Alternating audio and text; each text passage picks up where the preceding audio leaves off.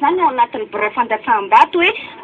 mila miankavia any amin'io no mifidy heveriko fa tsy azo ekena izany ny mifidy ao mila miankavana dia ohatrany hoe zany hoe mampirisika kolaka sady ve sanatria ny mpiamana sasasasany anatina bureau de vote hoe aza mifidy an'ilay amin'ny freedom zany heveriko fa tsy azo atao zany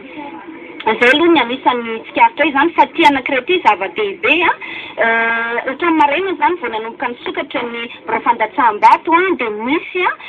rajout zany na fanampianarana ao anatin'ny lisy-pifidianana izay nitranga ohatran'izany tamin'ny bureau fandatsaham-bato teny Manakambahiny teny Androndra sy tamina boriboritany vitsivitsy zany teto Antananarivo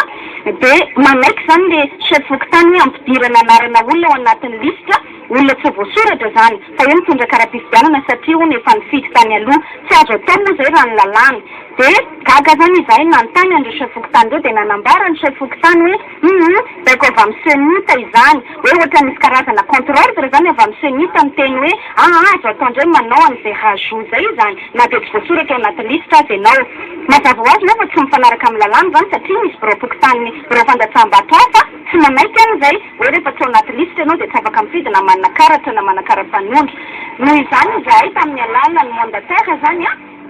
dia nanantona teny amin'ny senita nangataka fanazavana nanao saisine officielle zany izahay ny senita hoe inona ny marina